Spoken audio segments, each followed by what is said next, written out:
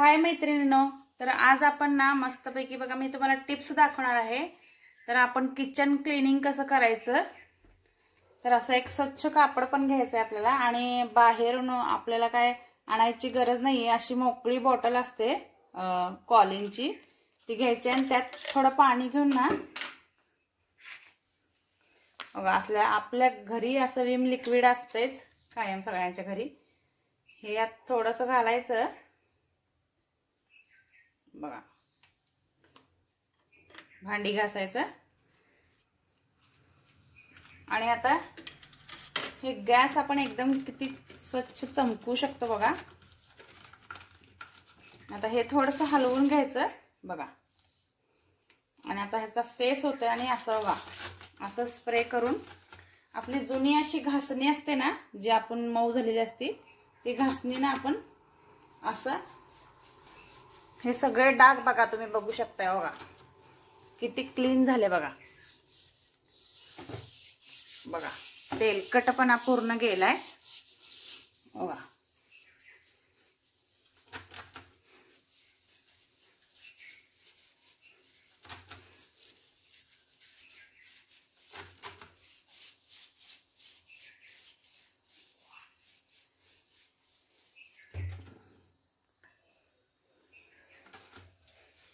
बघा तुम्ही बघू शकताय आपल्याला दुसरं काही करायची गरज नाहीये। बघा किती तेलकट आहे ते सगळं निघा लागले, याचा खूप असा फेस होतो आणि व्यवस्थित हे निघून जाते तेलकट। बघा आता आपण गॅसवर पण ना जे तेलकट सांडलेलं वगैरे असतं स्वयंपाक करताना ते पण ह्याच्यानं स्वच्छ पुसून असं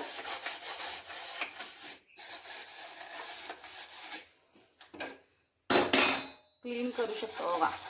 बघू शकता तुम्ही पूर्ण किती छान निघा लागलंय, हे किती पण तेलकट असू दे बघा।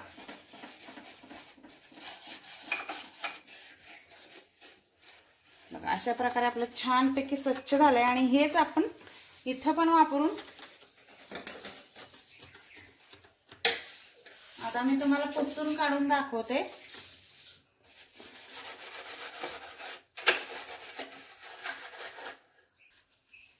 बघा तुम्ही बघू शकता किती स्वच्छ झालं हे आपण टाकलेल्या घासणीपासून आणि फक्त घरातल्याच ह्याच्यापासून बघू शकता तुम्ही। बघा अजून मी कापड घेऊन पुसणार आहे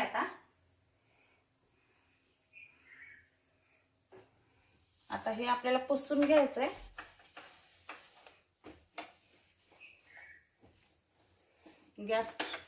गॅसचं तुम्ही हे बघू शकता किती घाण झालेलं ते।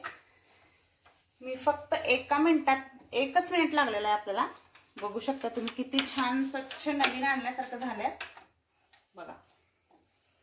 आणि हे जे ह्याला काजळी येते ना त्याला पण आपण काय करू शकतो, हे काढायचं आणि हे स्वच्छ ह्याला थोडंसं घासायचं सोडा घेऊन आणि लावलं ना की ह्याची काजळी पण पूर्ण कमी येते आणि गॅस पण छान आहे एकदम मोठा होतो बघू शकता तुम्ही।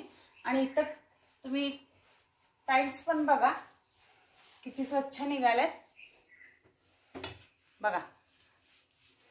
आपल्या घरच्या साहित्यापासून आपण काहीही नाही, आपल्याला बाहेरून काही आणायची गरज नाहीये आणि किती आपला ओटा छान स्वच्छ झालाय बघा।